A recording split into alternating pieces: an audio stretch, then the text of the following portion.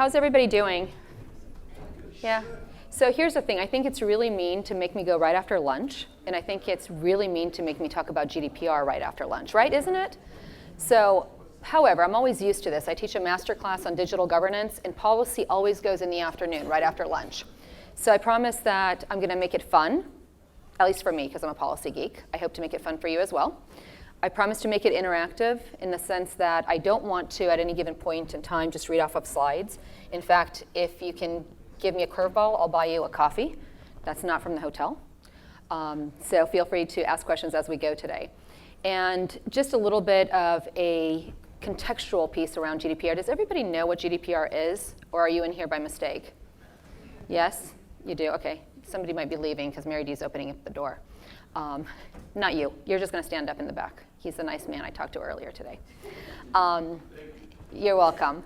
So we're talking about GDPR coming into effect in 2 days. I'm going to assume that you know what GDPR is, at least contextually. And then what I'm going to talk about is how do you write a policy for big data, especially to be GDPR compliant. And when I say policy, I don't mean the statement you're going to put on your website, right? That's a different type of policy, which I can also tell you about during coffee break. But that would be a really bad investment of 45 minutes. So we're not going to do that. We're really going to talk about how do you write a policy for your organization to make certain that you're compliant and make sure that you're doing what you should be doing so you don't get slapped on the wrist. So does that sound good? Yay? All right, here we go. So first of all, how much data does everybody have? Okay, if you're anything like me, if you're like any of my clients, you have more data than you'll ever need in your entire lifetime. We all believe it's vitally important that we keep all of that data. Don't want to get rid of anything, especially if it's on Dropbox, Google Drive, and my email box, heavens forbid.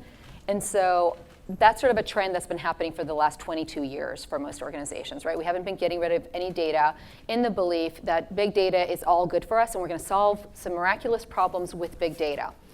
The problem under GDPR, of course, is big data presents a challenge. Some data you can still keep, some data you can't keep. And we'll talk a little bit about what that really means. One of the things that I do want to say, though, before we really kind of get deep into GDPR is this is the problem of today. If you take a look at the red areas on the world map, those are all of the countries that have legal or regulatory requirements for data. So when we're talking about GDPR, it's new, but it's not all that new because there's some type of regulatory legal requirement that you probably have today if you operate on the global scene. How many people actually have an international presence or international data? Quite a few? Quite a few? Okay. Anybody have personal international data? Okay. Does anybody have employees who are internationally based? Okay, so that's interesting because several people who didn't say that they were international all of a sudden became international when we had employee data. So we're talking about employee data as well as public-facing data. The countries in red already have regulations or some kind of legal requirements for compliance with privacy laws, with email marketing laws.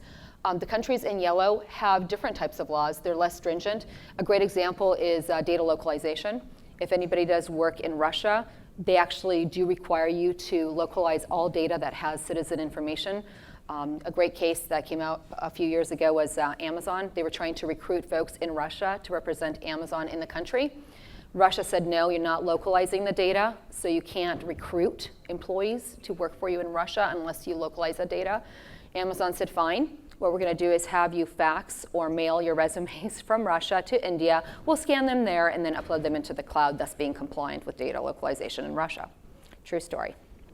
But other countries have similar types of laws on the books as well. Not sure if anybody's doing that today or worrying about where their data is today. But that's something to be aware of. And then anything that's in green has some legislation or legal requirements that are minimal versus their gray area that really has nothing on the books. The reason I say that is because I want you to be able to distinguish the fact that we already have some legislation and some requirements that exist today that are overlapping with GDPR. In some instances, we have regulations or legal requirements that are the exact opposite of GDPR. And so as you're applying that to your organization and thinking about big data and how you want to manage that and comply with GDPR, you also need to be thinking about what is it that you're trying to do from a business perspective, and also what are you trying to do in terms of balancing your risks depending on where you're trying to operate. So just kind of keep that in mind. Obviously, we're all a little bit nervous because Friday's approaching, right? The big problem is becoming bigger. If you've heard about the consequence of GDPR, it might seem really, really scary. We're talking about 20 million or 4% of global turnover as a fine of GDPR. And that's really intimidating and very scary. It's the largest fines that we've ever heard about in history in the digital space. My take on this, and I'm just a consultant, right, so I don't have a crystal ball, can't tell you what's going to happen on the 26th of May, but I think for most part, we're not going to see crazy levels of fines anytime soon. We're going to see a lot of audits. Facebook, LinkedIn, other organizations probably are going to be #1 tier targets. But the EU Commission has already told us that they're really going to be imposing those types of fines on companies who are deliberately not complying with the regulation. Meaning, if you have an intent, if you have a policy, if you're trying to comply, you should be able to demonstrate goodwill and that you're actually going to come into compliance and not have to deal with those types of fines. In addition, of course, as scary as the fines are, there's actually the reverse side of the legislation itself coming into effect, which is GDPR as an opportunity. And that sounds a little bit lame if you're the company that, or the individual who's staring at really big data sets, trying to understand what do you get rid of, what do you keep, how do you store things going forward. But the reality is that there's such a great opportunity right now, especially in the US, for US companies to become compliant, mostly because nobody's taking action yet. And if you can differentiate yourself and really prove to customers that it's not about pricing and product, but it's about personal value and privacy, and you're there really as a good partner, chances are that they're going to be releasing not only their data to you, but giving you their trust, which will heavily differentiate you from other people in the marketplace. So consider the fact that Friday's kind of scary with a grain of salt, because I think there's going to be a really good afterlife for companies that come into compliance. And for a lot of companies that are starting to do that today, or hopefully next week, it's going to be an opportunity as well. So does everybody buy into that so far? Maybe? Yeah, okay. So ideally, everybody's been working on GDPR for the last 2 years when we've been in the grace period, and you're all ready for this, right? No? Is anybody ready for GDPR? If so, then you can replace me on stage. No, okay. So in an ideal world, you would actually have really good data governance in place that would support GDPR compliance. From the root, you would have your data steward, you would have your funding for the organization, you would have everything structured neatly, and you wouldn't have to sit in this room at this moment. However, this reality doesn't exist for any organization. And I say that boldly because I've worked with a lot of organizations, anywhere from really large, global 1000s, all the way down to small companies. I've worked in the private sector, I've worked with NGOs, I've worked in government. I have yet to see an organization that is so mature that they say, yes, we've got this.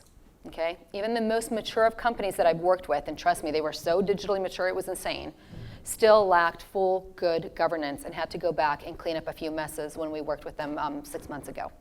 And so I have yet to see somebody that can say, yes, you know what, we're fine, we're in compliance, we're there. The reality, I think, for most of us, and I'm going to put myself into this camp as well, is that looking to May 25th and beyond, what's going to really be good is, if we're not in the ideal spot, to get to a good enough spot. And I'm putting myself into that camp because I went through a really painful exercise about a month and a half ago.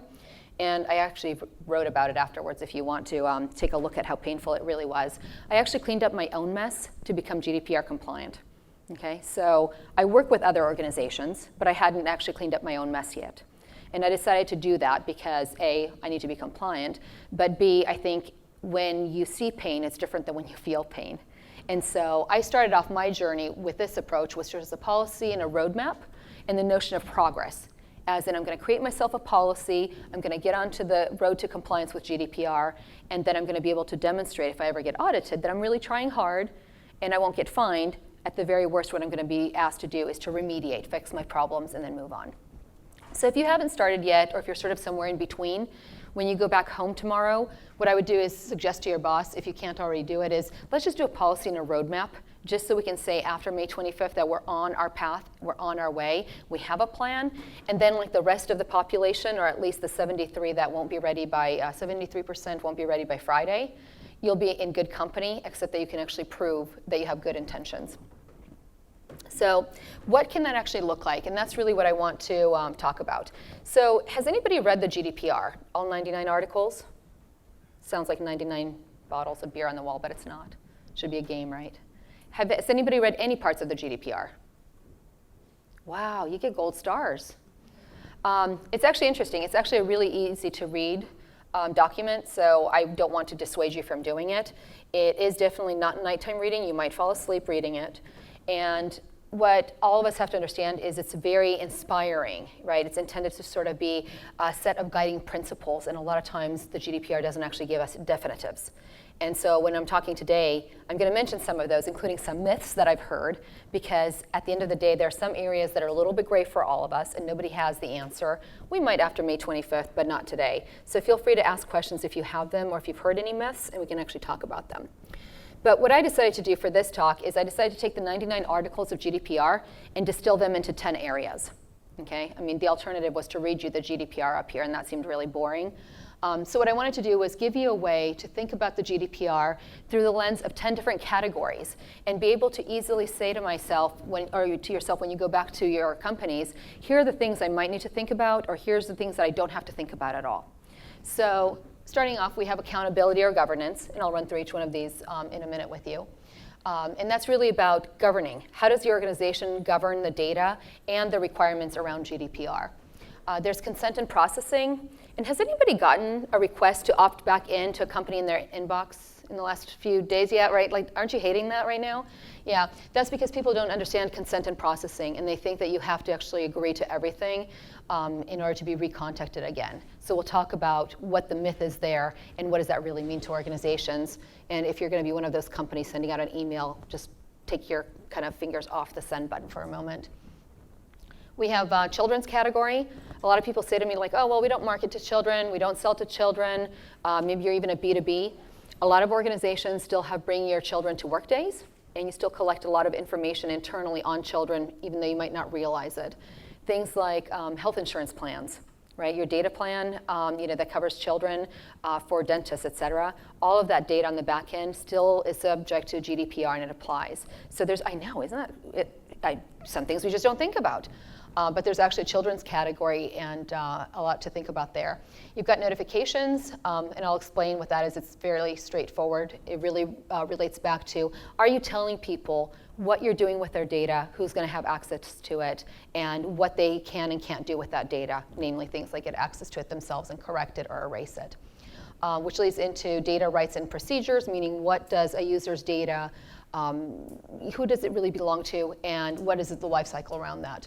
Things like record processing, which is who do you share that data with, right? Where does the data go? Does it get processed by a third party? I was listening this morning to one of the speakers talking. He said, oh, all you have to do is ingest the data. We'll do the ETL, and we'll do these really great graphs. And I'm like, well, that's awesome, but how are you going to keep all of that data separate, right? And make sure that we can actually trace the data back when somebody says, hey, delete my data, or be able to actually understand where we sent the data to in the first place. And so that's what record processing is all about. Privacy design, go into greater detail on that as well, but it's really about, are you thinking about privacy when you're coming up with new solutions, right? And for most part, if it sounds creepy to you when you say it out loud, like we shouldn't be doing that with data, chances are you probably shouldn't be doing that with the data.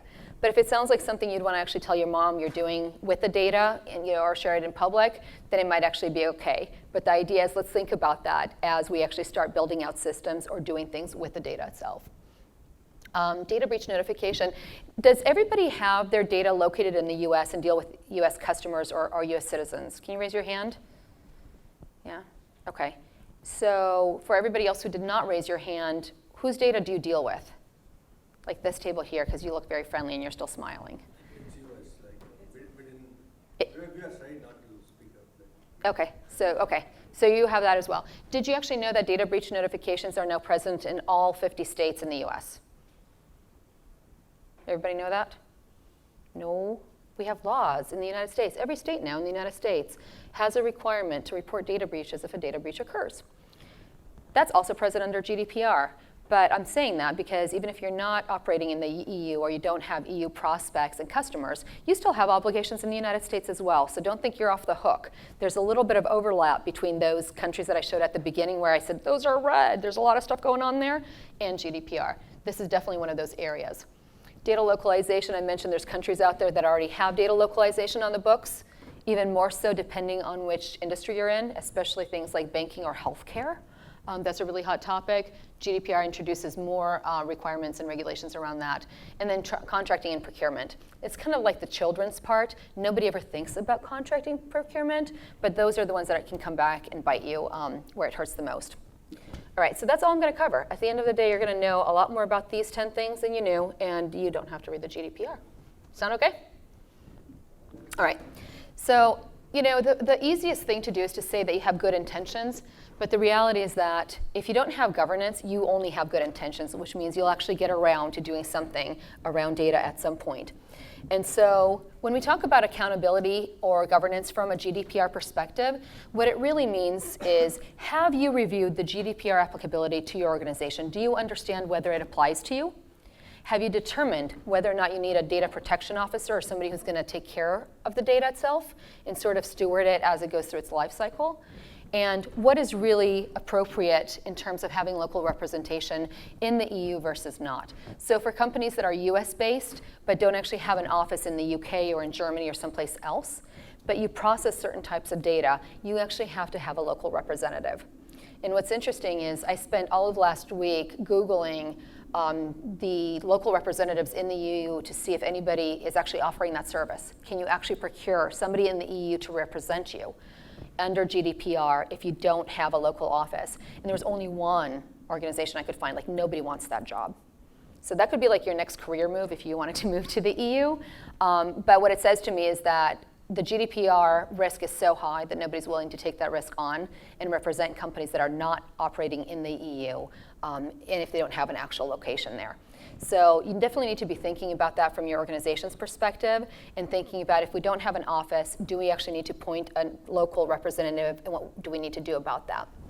The reason that this gets a little bit tricky is because in the US, we're used to talking about things like just personal data versus PII. In fact, I was having a conversation with somebody who's not in this room right now, which is good. She is with a vendor, and they actually have a GDPR solution. She said, oh, PII, PII. And I was like, wait, GDPR doesn't actually say PII, and it's different than what we think about as PII in the US. So under GDPR, you have personal information, and that of course can be things like your name, your phone number, your email address, but it also applies to your IP address. So even if you're doing nothing more than collecting the IP address of users coming to your website, and you can identify an individual as a result of that IP address, you have just collected personal information. Unless you anonymize Google Analytics, unless you anonymize whatever tools that you're using out there for analytics, and unless you anonymize the data that actually comes thereafter, which means basically, severing the link between the data and who it actually applies to as an individual, you become subject to having to comply with GDPR and treating that information as if it was personal information. There's a separate category of GDPR information, which is called sensitive data. And what's interesting about sensitive data is it's intended to be very, very personal, but in a very different way than PII. Right, in the US, we consider social security numbers PII. Well, under GDPR, it's also sensitive data. But sensitive data also is your membership in a trade union. Right, so if you belong to some kind of an association that represents your specific craft or your trade, all of a sudden, that's actually sensitive information. If you fill out a form, let's say that you're signing up for healthcare information and you have an employee in Germany, and they actually tell you that they have a spouse and they have 2 children, that's sensitive information. If you actually say that there's a middle-aged, bald man living on 58th Street, that's sensitive information. Which is interesting, because how do you actually find that data in your big data set, and how do you actually create your policy so you can identify that information when a user requests it, give them access, delete that information, or update it as necessary. And that's really what this first part of the GDPR is about. It's about, are you going to have governance in place that addresses that, or it does not? And that's why it's really important to understand, what is the risk level for your organization? For some organizations, it might be that it's really, really small. You might have prospects, you might have customers in the EU, and you might say, hey, you know what? We really don't do that much work with them, or it's really, really small, or we don't collect that type of data, so the risk might be inherently small. But it actually, like, a lot of the data is hidden in ways that we don't actually think about it. About a month ago, I was talking to a B2B company in Wisconsin. And they said, oh, we're B2B, we don't really have any GDPR data. I think we should be okay, but can you just verify that? Take a look at it. And all I did was go directly to Salesforce. Like, I didn't even look at anything else. I just went to Salesforce and what records the salespeople were putting in. And it was amazing. I was like, there's your crazy data that falls under GDPR, because the salespeople were putting in religious holidays associated with customers when the customers would be out of the office. And they weren't actually thinking about that being sensitive data, but all of a sudden they were actually being marked as being Jewish or being Christian or being whatever else they were, because that was actually associated with the sales record. And so a lot of the data that applies under GDPR is hiding in really crazy places that you might not expect it to hide. And having some kind of a governance plan in place, having somebody from a top, because it's always the executives that will be held accountable for those crazy numbers if you get fined, needs to actually say to you, hey, I'm going to give you the resources to take care of this problem and dig deeper, and we're really going to make a commitment to governing and holding accountable those individuals that need to actually clean up our data and make us GDPR compliant. So that's accountability and my spiel on accountability. Then we also have the consent and processing, and this is the part that's causing a lot of heartburn for the gentleman in the black shirt and for me actually too. I got only 19 messages today asking me to opt into things I had already opted into. And so it's a little bit annoying, and it's annoying not because I have to keep clicking. It's annoying because I already gave consent once, and it's really turning me off to these companies, because it means to me that they're unable to interpret GDPR. Basically, there's a thing called legitimate basis. If you have a legitimate reason to keep a person's information and reach out to them, you can do that without having to ask for consent again. Things like, I was a customer of yours in the past, could absolutely fall underneath that. You don't have to tap me on the shoulder again and say, hey, give me your consent again to reach out to you. A great example is, I worked with a company that manufactures bicycle helmets. They said, oh, well, we export to the EU. Well, of course you do. But there's US law that says if there's ever a recall on a bike helmet, you have to be able to reach back out to the person and say, hey, there's a recall on that product. So you need to keep their data inherently. Do you need to continue marketing to them? Well, you probably could if they purchased a helmet from you. They might be interested in new safety features. And under GDPR, you can say, look, there's a legitimate reason to keep the person's data on file and to continue to reach out to them and market to them. You only have to ask yourself, have you put that individual's privacy concerns ahead of your business needs? And a lot of times the answer is yes, because, for example, for me, it's convenient to know that there's a new bike helmet coming out every 3 years and that I might need to actually update and throw the old one out after 4 years. That's actually of value to me, and I wouldn't naturally think to go and check a website for that on a regular basis. I'm too busy. And so under those circumstances, an organization can continue to reach out to prospects and clients without filling the inboxes. And so if you're thinking about doing any of that, or if that's the way that your organization has been going, you definitely want to think about consent and processing, because there are definitely rules in GDPR, but there's a lot of ways that you don't actually have to make your life more miserable, like getting re-opt-in again to everybody who's already in your database, or alternatively doing what some companies have been doing, which is just wiping out databases and databases of contacts because they're freaking out that they're going to get fined. The reality is it's not that crazy. It's really intended to give people ownership again over their data and ensure that data is being processed and managed according to the rules of GDPR. Now, what's different is historically we've never really given people information about who we're going to pass that data on to. Right? If you charge somebody's credit card because they buy a product from you, you don't necessarily turn around and say, oh, I'm going to give that data to Bank of America to process, or I'm going to send that off to XYZ processor.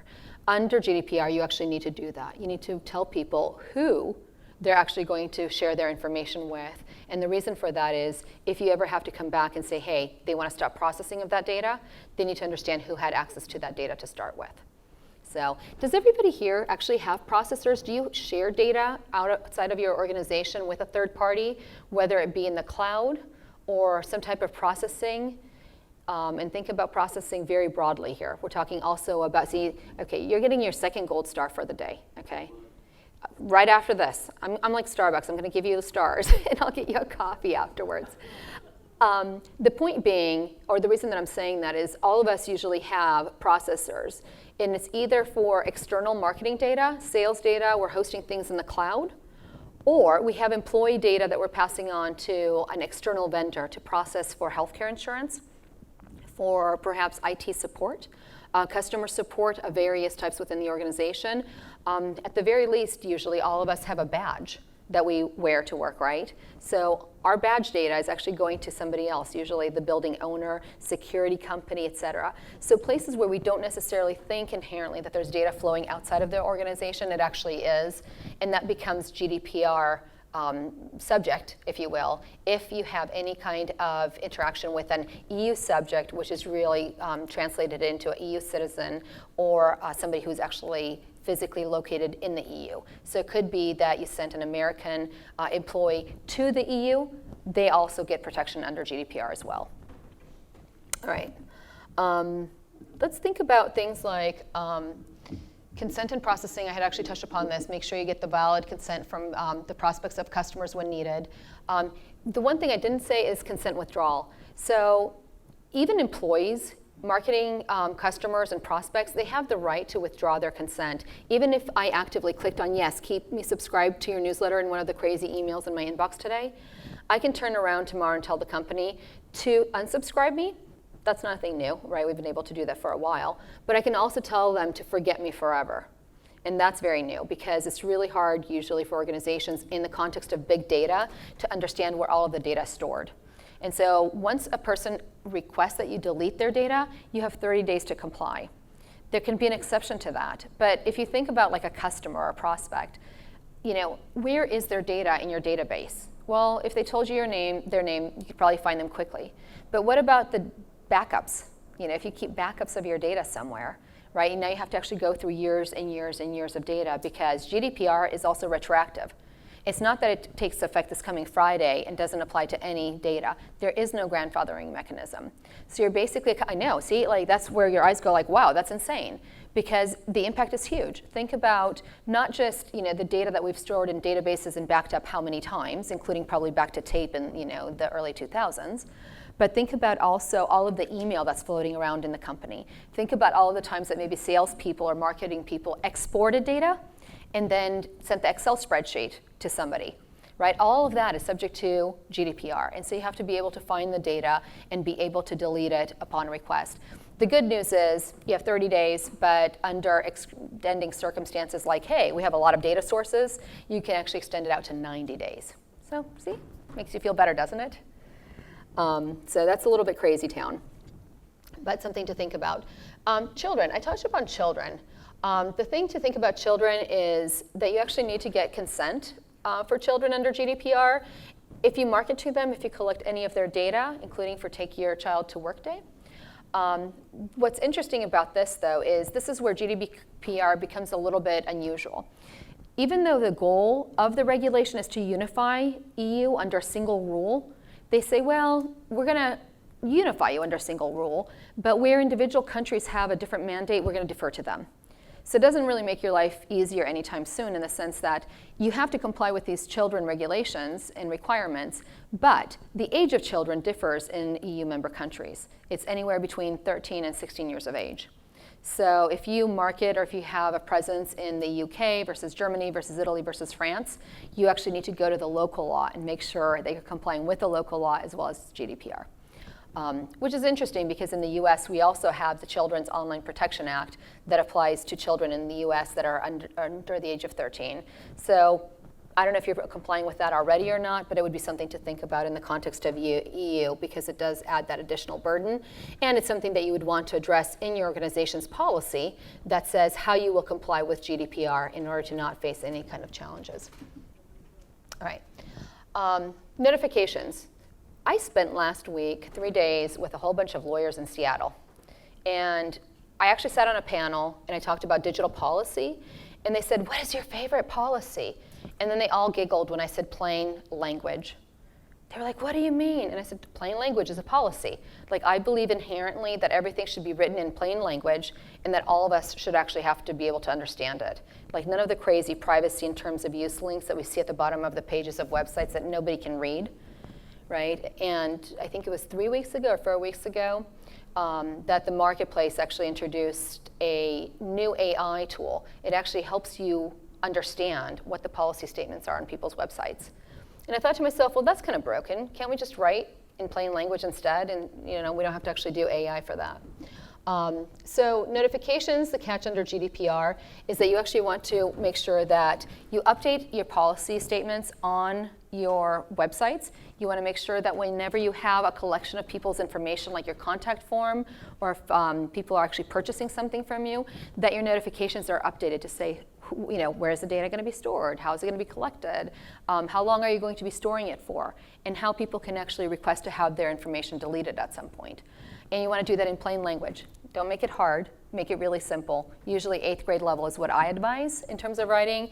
Don't mean for that to be sort of, insulting to anybody, but that usually works globally for everybody. And so that's a device in terms of the notifications. The other thing, too, that we sometimes forget is in a lot of countries will actually process employee criminal records. Each member state in the EU has a requirement and a law they have to comply with around that, but GDPR actually introduces additional protections. And so if I were to be writing, which hopefully won't be any more than maybe a 10 to 12 page policy for my organization, I would make sure that HR chimes in on this point, right? So if anybody comes to you and says, hey, you're in charge of data, you have a handle on the big data in our organization, what are we doing for GDPR? Go to HR and say, hey, you need to be on the hook for this one, like I'm not gonna do it all myself, and get their input on that one specifically. Especially around things like employee, not just employee data sharing as well, but any type of recruiting also needs to actually have special notifications. And so make sure that you get those in place as well and addressed through the policy itself. Data rights and procedures. So this is an interesting one always to me because the idea is, when we collect data today, we don't actually worry about giving the data rights and procedures back to users.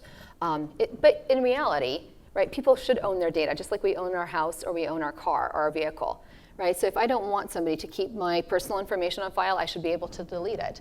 And that's really what GDPR says under data rights and procedures is you have to allow somebody to be forgotten, basically. There's exceptions to that, right? There's exceptions if you have to keep their information on file for things like the bike helmet recall that I mentioned. You don't have to delete it in that case, or if you have to keep information for tax purposes. But what's interesting about this part of GDPR is it really emphasizes the need to scrub your data and understand what kind of data you have and how have you tagged that data so you can actually easily find it and massage it and do whatever else you need to do with it in order to comply with GDPR. Does everybody know that you can actually download your own information now from Facebook and LinkedIn? Yeah, has anybody done it? Very cool, all right. That's actually more than last week, I was told by other people. So if you haven't done it, I would suggest that you do it because it's a cool new right from a personal perspective. Basically what GDPR says is we have to be able to, as people, have the right to get our data in electronic format. Companies, conversely, have to be able to provide to users or individuals their data in electronic format as well.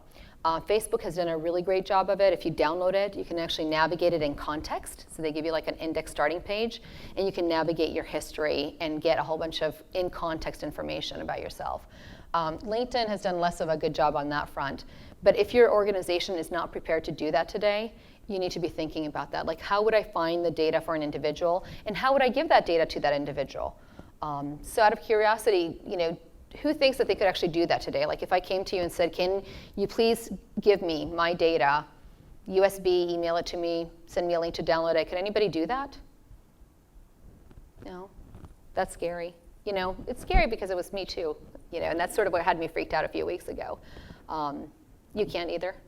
No. Well, it depends what you define data. I mean, sometimes you use the data of every person. Yeah. If the data includes what internet accesses, the access, Yeah, so under GDPR, it would kind of go back to that definition of all the way down to an IP level. So for instance, if you didn't anonymize my data through Google Analytics and I'm visiting your website, it would include the IP visit to your website and actually understanding being able to produce that data, which is a lot, right? I mean, kind of going to that level of detail is a lot. You'd have to be able to give me anything that identifies me as me. Now, the difference there is if I came to you and I said, hey, can you please give me all the data from me, and my name is Kristina Podnar, and you also had information on Chris Podnar, you wouldn't have to make the association there.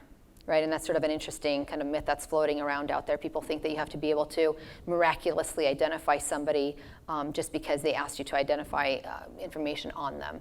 And the reality is that you actually, as the user, have to provide a means by which somebody can identify the data about you, but you still have to be able to provide that data back to the individual and do it in electronic format. It has to be machine readable.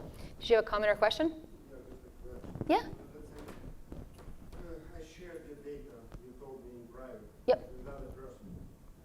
So that this other person has to go through like neurosurgery to get his memories removed, or like where does it stop? Oh, I see. So let me ask you if I understand the question correctly first. So you're saying, like, let's say somebody told me in person information, and I have that information stored in my brain. Yeah, so there's no subject to that, obviously. It's only if you actually make it machine readable or make it or diverge it in some other way. I think it's kind of invalidates the whole story. I mean, like, where do you stop, right? Yep. My organization, for example, can opt out of having their photo instead of having like avatar, right? Okay. In work chat, like, it's stupid. They work in the corridors, right? So they don't want their photo there. Oh, I see what you're saying.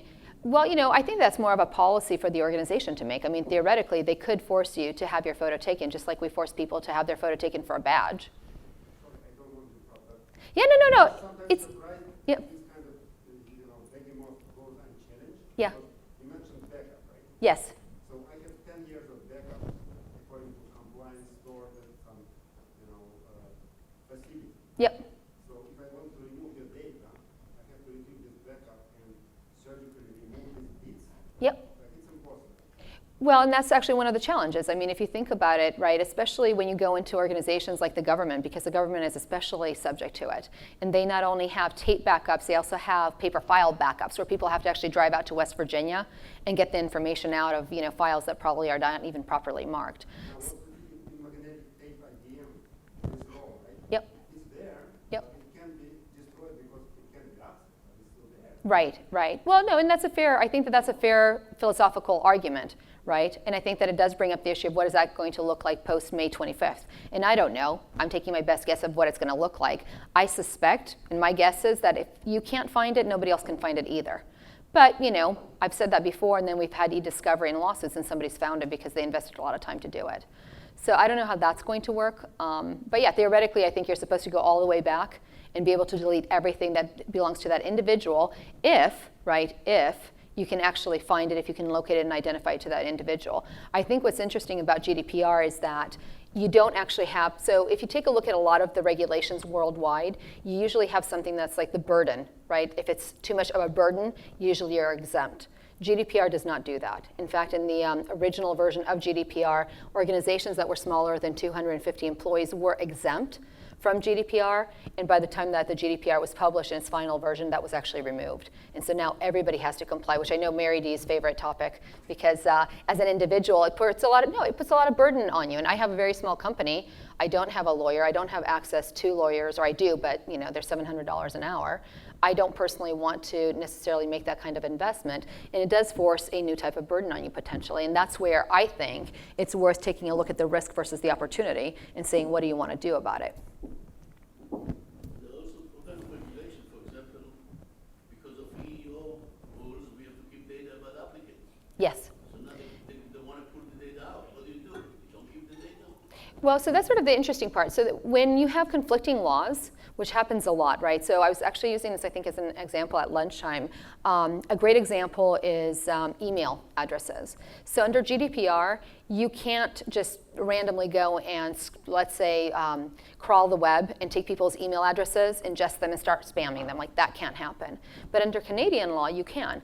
Under Canadian law, you can actually grab publicly available email addresses and email individuals in Canada only if, the website does not say that you cannot do that.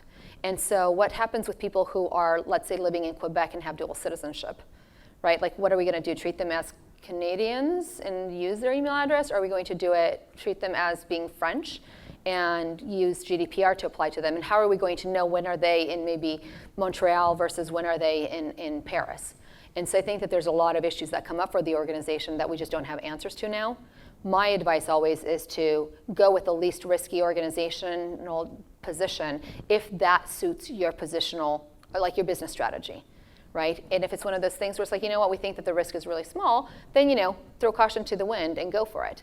My entire point always is just decide where you want to land on these issues, make a decision, and document it. And I am saying that not just because I think it's important to do that in light of GDPR, because GDPR is aspirational, which means that it gives you these guiding principles. You're supposed to aspire to them. They also ask you to self-regulate around them. And so if you have a document that says, look, we considered XYZ, decided not to do anything about it because of these reasons, and you've documented that, chances of actually getting fined the crazy amounts of money that GDPR says it can fine you are probably really small because you're actually trying. You had an aspiration. You might have made the wrong decision or used the wrong data point, but you were actually trying. And so the chances are is, you know, the EU Commission or the governing authority would come back to you and say, hey, you need to correct this versus let me impose as big of a fine as I can. So you're shaking your head, or you had a question or a comment? Yeah. That's a good question. You know, that's a good question, and you know, it's a good question about how are they going to actually comply or impose fines against them, especially given the fact that we're not already very good at doing that. Or if someone wrote a book about you, for example, and put their personal data there in a book, they're going to have pages in the book. Yeah. No. 1994 on a personal level, we're changing the history. So, you know, that's sort of interesting, and that's actually a good point that I've been talking about a lot is, you know, at what point do you have to actually delete people's information versus at what point can you actually have the right to actually keep the data? And especially in organizations that are news or media driven, right? What we don't want is we don't want people saying like, hey, you need to be able to go back and delete all information about me and my prison record, for example. When in fact, you know, I was in prison, well, not me, but I'm just using that as an example.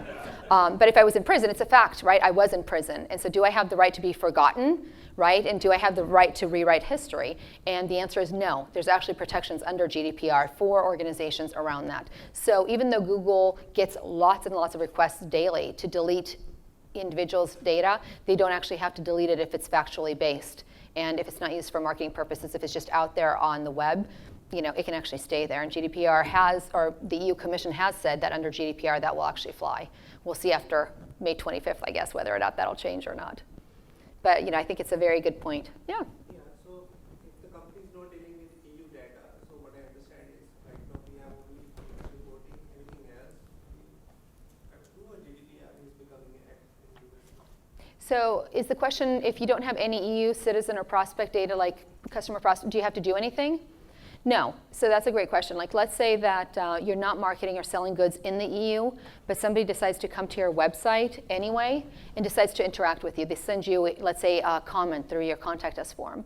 At that point, you are not responsible for that because you're not targeting actively that population. You're not seeking them out there. You're not engaging them. You can actually still contain that data. You can respond to them without their consent because they're initiating contact. And the way that GDPR works is you don't always, oh, and I guess we're almost at time. Woo. So good conversations. We might have to continue in a few minutes, but at break time.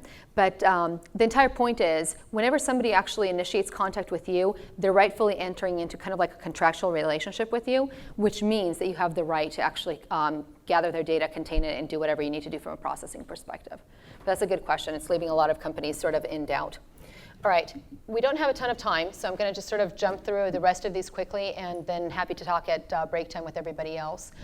Record processing, really quickly. What you have to do as an organization is understand who you're passing data to and what type of data you're passing to them. It does not have to be at a line-by-line level. Okay, this is probably one of the things that is the scariest to most organizations because they think that it's almost like every line-by-line piece of data has to be maintained. That's not the case. You can say all of our credit card transactions go to Bank of America.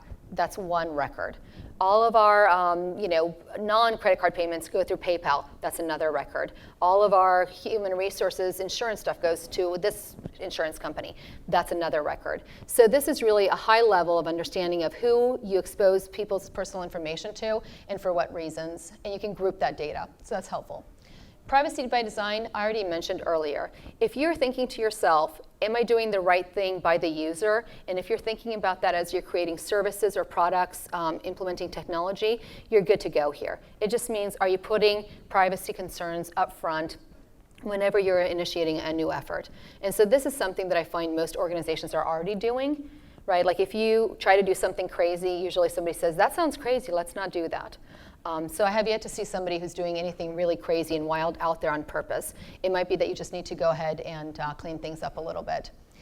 Data notifications, again, I would say be aware of the fact that you do have the 50 state laws in the US that you have to comply with. The only difference really under GDPR now is that you have to report within 72 hours.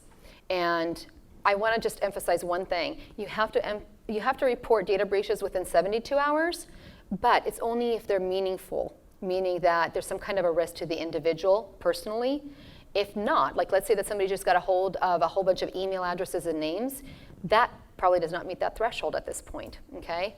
So when in the organization you're thinking about your big data and data breaches and how to comply with the EU's GDPR, which is one of the big concerns today, make sure that you distinguish between the types of data you hold and how you'll be able to tell whether or not an individual is personally being put at risk as a result of the data breach, because that is different than it is in the US. Data localization. For everybody in the room, what you need to know is the EU has said that the US is not on a list of adequacy, which means that you're not allowed to transfer data into the US from the European Economic Zone. Now, the difference there is you as a company can decide that you actually have put the right security in place, the right transfer controls in place, and so you can actually override that rule. But it's something that you want to talk about, especially if you're storing data in the cloud or transferring data to the US. So just be mindful of that. And so still can continue to do it, just have to be able to figure out a way to do that and make sure that there's enough security in place and protection. And then last thing is contract and procurement, and I'll wrap up because I know I'm over time. I apologize. I have 0 time left. So contracting and procurement. Most people don't pay attention to their contracting and procurement shops. You should. Think about your data. Think about everybody that you do business with, where your data goes, and who processes it. And then go talk to your contractual people and say, hey, can you make sure that everybody downstream from us is GDPR compliant? Because this is the part that comes back to bite most organizations. They themselves are working on becoming GDPR compliant, but they forget the small consulting shop that's supporting their website, or they forget somebody else down the pike. And so you want to make sure that it's not just you who's complying, but any kind of third party is also being held accountable as well, and that includes things like software vendors or anybody who's doing cloud solutions for you. All right, that was a crash dive in GDPR. I have nothing for you. I'm happy to stick around for any questions during coffee breaks. The one thing I would leave you with, if you're not asleep already, please don't fall asleep on me, you need coffee. GDPR is not scary, it's doable. And it's a journey for everybody. If you feel like you're behind the curve, you're actually not. You're in good company, because most people out there don't have this in hand either. What I would say is if you have any prospects, customers, or desire to do any work in the EU, start thinking about how you want to deal with that from your big data perspective. And like I said, create at least a big data policy, if you will, for your organization to prove that you're going to be in compliance at some point. All right, thanks all. And I owe coffee, so feel free to grab me afterwards. I'll make sure you get it.